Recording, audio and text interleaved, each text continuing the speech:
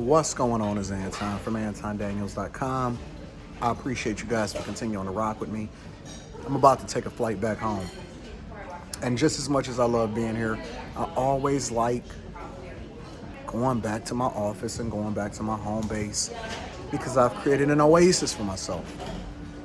But let me give you a little bit of a summary or a recap before we do the whole video that we're going to edit and make sure that I give you some real game on what it's like here in Japan. Let me give you a little bit of a recap. We're in the Delta Sky Miles place, and we were able to come in here. It's nice and comfy. They have a spot reserved for platinum and diamond members. Somehow, some way, since we've started traveling again since the pandemic, I have not quite crested the platinum mark until after this flight. But I don't know how my wife, was able to get platinum before me. That doesn't even make sense. I pay for all of the plane tickets. I fly more than her, but somehow, some way, she was able to get platinum before me.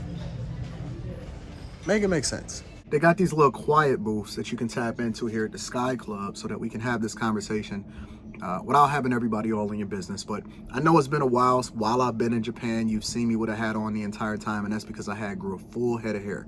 Like a full head of hair that I had started growing before I even arrived here in Japan. However, I got that cleaned up, but I did not get my beard done because I got my guy on deck. As soon as I land, we're gonna be taking care of business because it's a 13-hour difference, meaning that I'm gonna jump on a plane around 3:30. That's the time that my plane takes off, 3:30 p.m. Japanese time. And then it's going to be 3:30 p.m. same day, Eastern Standard Time when I land in Detroit. So that's gonna be absolutely awesome. I got all of my work done and everything like that, so I can just have this conversation. I can relax. I'm flying Delta 1, which means I'm gonna have the bed. I'm gonna be able to sleep. And so I'll be back on the same time as you guys without having any kind of problems, hopefully no layovers when I land. But let me give you a little bit of insight. So walked in, Delta Sky Club, absolutely awesome. For those of you that's not familiar, if you're not a Delta Sky Club member, through either American Express or you just sign up to be a Delta Sky Club member. If you get a Delta 1, meaning that you get the highest level right above first class or business class, and then be able to fly through the friendly skies while laying down, taking a nap. Usually if you fly in Delta, which I try to stay with the same airline, I mean I can rack up as many points as possible. Hopefully I hit diamond by the end of the year. Have not been really hitting any numbers, obviously, during the pandemic, but want to make sure that I hit diamond before the end of the year. It usually only applies to international flights, but let me give you a little bit of an insight of what I think about Japan. Culture is absolutely phenomenal. I mean, listen, if I had to live anywhere outside of the United States, I would choose Tokyo, 100%. Culture, awesome. All of the women are super feminine, and that has nothing to do with me per se when it comes to like choosing a mate, because I already got mine and I'm very happy with what my situation is. However, when you talk about our cultural norms and the things that you have to see on a regular basis, and the things that I want to expose my daughter to, which I'm glad that she had an opportunity to fly on this trip with me, is great because, again, I had women racing to the elevator in order to open it for me to make sure that I'm getting up and down the stairs, and, you know, everybody dressing a certain type of way, and women are generally quiet. You don't really hear much from them, and you know, you want to be able to have a conversation, which we did, a limited conversation based off of the fact that I don't speak Japanese. Most of the people is bilingual, and all of the signs is both in Japanese and English. But the idea that we've gotten so far away when you compare and contrast what's going on in the United States of America to what's happening here in Japan is wild. It's crazy because we're supposed to be the #1 country in the world, and I guess that only goes for the land of opportunity and capitalism. It doesn't necessarily mean culture anymore. But to be able to expose my daughter to all of these different cultural norms through traveling, which is one of the reasons why I do this, right? I'm very thankful that my daughter gets to experience a life and a lifestyle and to see different things before she becomes an adult that literally molds her mindset towards what our norms should be, that I didn't have access to, that her mother didn't have access to when we was growing up here. Yeah, I was very fortunate to have both of my parents, and they made the adjustments. However, look at this. We got the different booth coming by. It's absolutely awesome. And the ladies Hi. But to expose her to this cultural norm and to make this now a part of our yearly or at least every 2 years coming to visit Japan to see what it's like and experience more and to spend more time here. Maybe next time that I hear I'm spend two weeks instead of 8 days here is awesome. She's very thankful. She's humble. And she's never known what it's been like to be raised in a hood like we have. And I don't think that should be a part of a child's norm. I know a lot of us like to say things like, you know, street smart versus book smart.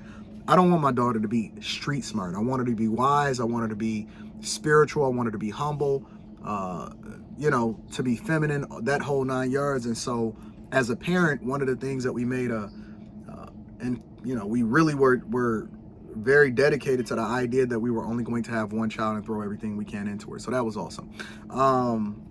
Cleanliness, streets, incredible. I mean, you can practically eat off of them. It was ironic because when we landed at the airport, went into the restroom and everything has a bidet. No, I'm okay, thank you.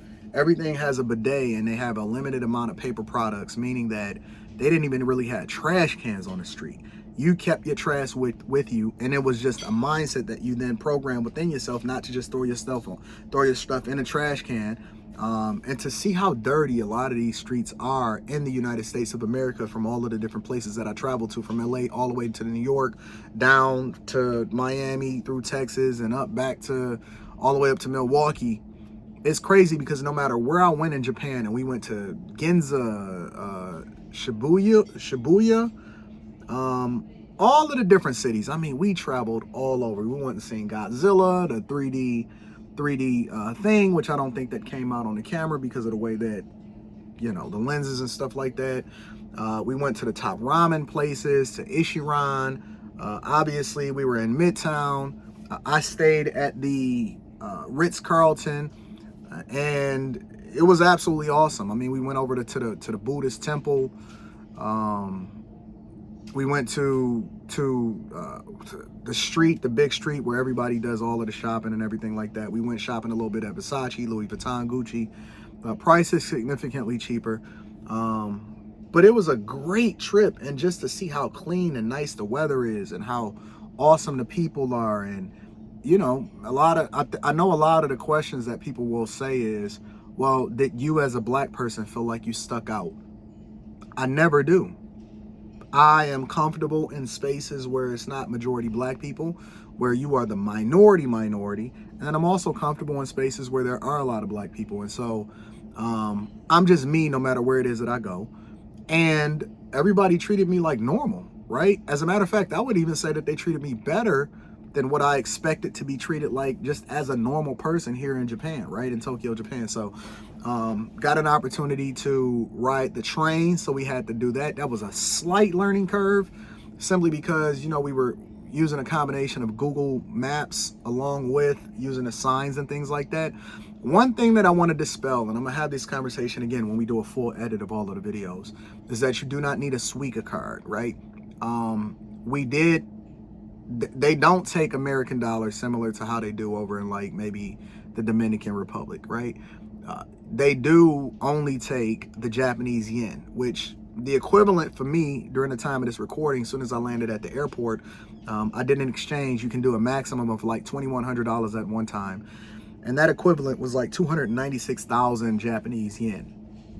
So things were much cheaper as we went through and we started shopping and we doing things when you compare it to how much it costs in America. And I don't know, maybe it's just Biden and inflation. How much it costs in America versus how much it costs here to be able to do things, eat, play, all of that.